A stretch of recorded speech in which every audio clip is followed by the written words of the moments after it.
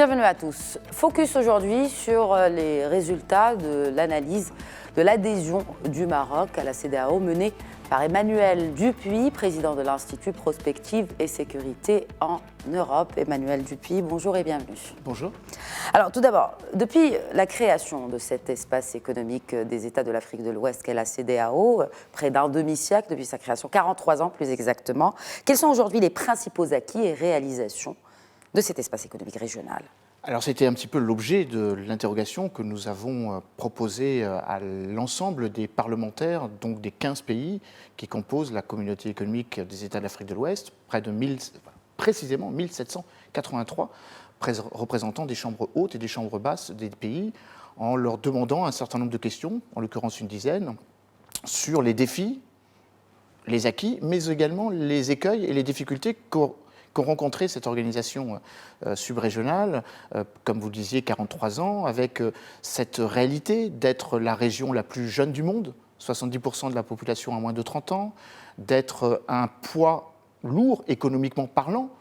Actuellement, le PIB cumulé des 15 pays avoisine les 630 milliards d'euros. Si le Maroc intègre à terme la communauté économique d'Afrique de l'Ouest avec son PIB de 120 milliards, 121 milliards, la zone en question deviendrait la 16e économie la plus puissante du monde, avec un PIB qui est équivalent à celui de la Turquie et qui dépasse celui de la Suisse et qui dépasse celui de l'Arabie Saoudite. Alors justement, quand on parle de cela, qu'est-ce qui fait, parce que c'est un intérêt décisif d'être sur le radar économique mondial comme 16e puissance mondiale, qu'est-ce que ça implique justement pour ces pays ?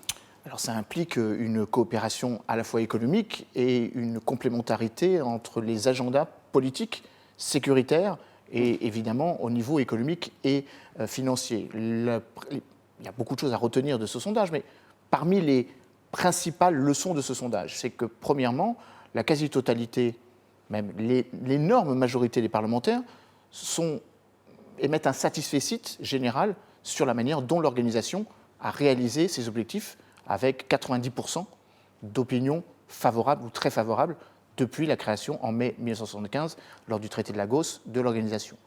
Ensuite, il y a un certain nombre de sujets sur lesquels les parlementaires émettent une volonté d'approfondir davantage la coopération, notamment la coopération avec les autres communautés économiques régionales avoisinantes. Ce sondage a été diffusé et présenté à l'occasion du sommet conjoint des 15 pays de la communauté économique de l'Afrique de l'Ouest et des 11 pays qui composent la communauté économique des États d'Afrique centrale. Donc ces 26 pays émettent ou ont évoqué lors du sommet de Lomé le 30 et le 31 juillet dernier un certain nombre de préoccupations communes. La lutte contre le terrorisme, la préoccupation conjointe pour faire face aux aléas et au changement climatique, une volonté de mieux intégrer des économies dont on connaît les difficultés en termes de barrières douanières, en termes de difficultés avec le fait d'avoir plusieurs monnaies dans un même espace économique. Donc il y a aussi un certain nombre de réflexions qui sont beaucoup plus larges et qui amènent à redéfinir l'architecture du continent africain. Le continent africain est composé de 5 régions, c'est le cas depuis une résolution de l'Union africaine en 1976, 8 communautés économiques et régionales, et on voit bien que quand il s'agit d'éradiquer le terrorisme dans la bande sahélo-saharienne, quand il s'agit de faire face aux défis de la piraterie dans le golfe de Guinée, ou quand il s'agit d'avoir une position commune à l'ONU ou lors des sommets sur les migrations, notamment le prochain à Marrakech en novembre, ou quand il faut avoir une position conjointe lors de la COP, il manque une cohésion diplomatique. Et c'est de ce fait un des principaux enjeux de ce sommet, et donc du sondage qui a précédé ce sommet, quelques jours avant, de travailler davantage à de la coopération entre les organisations subrégionales pour que ces organisations subrégionales émergent dans ce multilatéralisme qui, comme on l'a vu ces derniers jours à l'ONU, est un petit peu fatigué. Alors, comment alors interprétez-vous les quelques réticences de certains acteurs économiques et donc quelques pays à l'adhésion du Maroc à cette communauté de la CEDEAO? Alors, ce n'est pas moi qui parle, mais les parlementaires, puisque le sondage... À travers l'étude. Les parlementaires évoquent cette question. Alors, il y a évidemment une réticence par rapport au poids économique important du Maroc, puisque le PIB du Maroc, c'est 121 milliards d'euros. On pourrait d'ailleurs le comparer avec le PIB de l'Algérie, 170 milliards d'euros. Et il y a sans doute, de la part d'un certain nombre de pays africains, des interrogations quant aux conséquences de l'arrivée massive des investissements marocains. Mais est-ce qu'il y a eu la même réticence, excusez-moi de vous interrompre, si je peux me permettre, Emmanuel Dupuy, est-ce qu'il n'y a pas eu la même réticence lorsque le Nigeria a voulu intégrer sachant que le Nigeria pèse aujourd'hui 80% du PIB de la CEDEAO? Alors, le Nigeria était membre d'office, parce qu'il était membre fondateur en 1975. Les principales réticences viennent justement des fortes économies qui voient d'économies concurrentes arriver dans un même espace. Partant du principe que, déjà, considérant le fait que le Maroc n'a pas eu besoin d'attendre la demande royale qui a été formulée lors du sommet de Monrovia en juin 2017 pour être le deuxième émetteur d'investissements directs étrangers dans la zone économique ouest-africaine. Le Maroc n'a pas attendu son adhésion formelle, ou en tout cas qui est à formaliser lors du prochain sommet de la CEDEAO d'ici 6 mois, pour être déjà, de considérer que la zone ouest-africaine est prioritaire dans ses exportations. 65% des exportations sur le continent africain du Maroc va en direction des 15 pays de la CEDEAO. D'ailleurs, c'est un élément qui peut rassurer les pays voisins du Sud, puisqu'il n'y a que 6% des exportations marocaines vers les pays de la CEDEAO, alors qu'elle investit 65% dans ces mêmes pays. Donc il y a un hiatus qui est une asymétrie qui est largement favorable aux économies qui absorbent les investissements marocains. Il y a sans doute aussi, sur la question de la libre circulation des biens et des personnes, une interrogation. Une interrogation parce que les différents pays n'ont pas les mêmes politiques vis-à-vis de la question migratoire ou la question de la libre circulation et des biens et des personnes et des capitaux. Et puis il y a la question de la monnaie.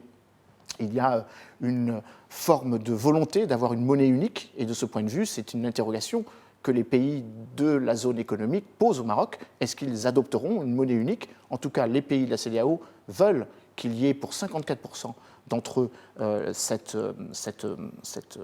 volonté, alors que 29% ne le souhaitent pas. Donc c'est aussi une question... C'est toujours le cas aujourd'hui, il n'y a pas de monnaie unique. Il n'y a toujours pas de monnaie unique. Au sein même des 15 Mais pays il est question membres. qu'il y en ait une.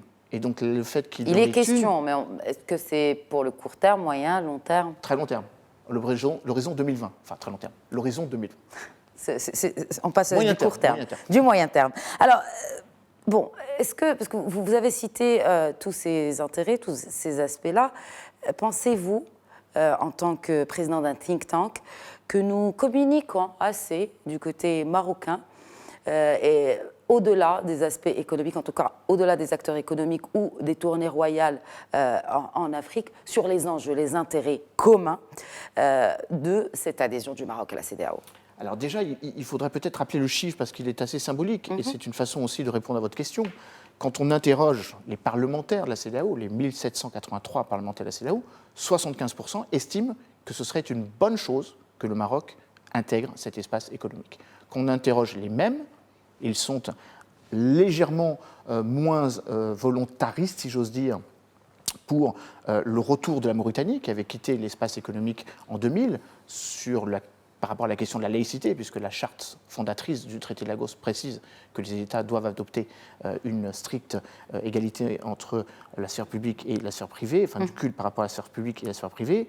Il y a aussi des chiffres intéressants, puisque concernant les pays qui ont demandé à avoir le même statut qu'a actuellement le Maroc, c'est-à-dire le statut de membre observateur, je pense notamment à la Tunisie, puisque 73% sont favorables également à ce que la Tunisie, à terme, intègre l'organisation. Peut-être que l'on pourrait comparer, même si comparaison n'est pas raison, mais il y a une plus forte réticence en ce qui concerne l'Algérie, même si elle n'a pas demandé à intégrer officiellement l'organisation sous-régionale, mais il n'y a que 32% des sondés qui estiment que ce serait une bonne chose que l'Algérie rentre dans l'organisation. Donc pour répondre à votre question, il y a sans doute un travail à faire pour essayer de définir conjointement quels sont les enjeux communs auxquels font face l'ensemble des pays dans la région. Et ce qui m'amène à une analyse que nous avons faite en décryptant, nous, think tank, ce sondage.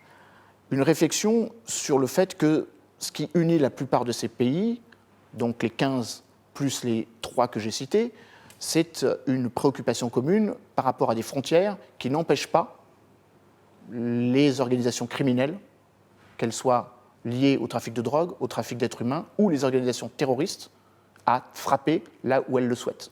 Donc il faut d'emblée, ou de manière urgentissime, trouver les moyens pour coopérer davantage sur le plan sécuritaire. D'ailleurs, un des éléments qui transparaît dans ce sondage, c'est une volonté de mieux coordonner les dispositifs sécuritaires tels qu'ils existent. La force en attente ouest-africaine, la force mixte régionale qui lutte contre Boko Haram, rassemblant le Niger, le Bénin, le Nigeria, le Cameroun et le Ghana, et le Tchad, pardon, le Tchad et le Ghana, et puis bien évidemment les dispositifs militaires des pays qui n'appartiennent pas à la zone, mais qui sont largement sollicités pour contribuer à la stabilisation de la région dans son ensemble, le Maroc, le Tunisie et également l'Algérie, puisque l'Algérie a une frontière et avec la Libye et avec l'Algérie. Donc ça, c'est la première chose sur laquelle, à mon avis, il peut y avoir une grammaire commune.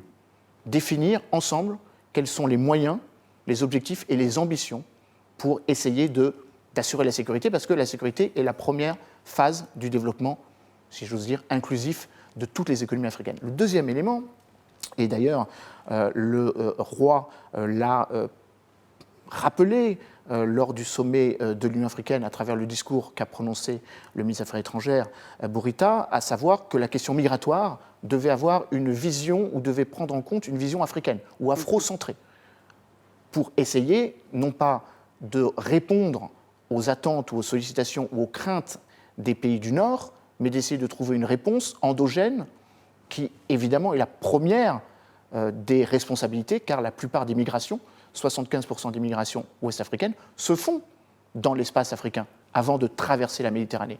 C'est d'autant plus vrai que la crise migratoire de septembre 2015, 1 million de personnes qui traversent la Méditerranée, est largement derrière nous. Les chiffres cette année parlent de 40 000 personnes qui traversent la Méditerranée. Donc c'est vraiment une question de migration, de transition dans l'espace ouest-africain. Donc, par rapport à des pays qui sont plus attractifs que d'autres, ou des pays qui sont sujets à des litiges politiques ou des crises internes qui font que les gens veulent le quitter. Emmanuel Dupuy, merci beaucoup pour l'ensemble de vos éclairages. C'était l'invité du jour. Excellente suite des programmes sur notre antenne.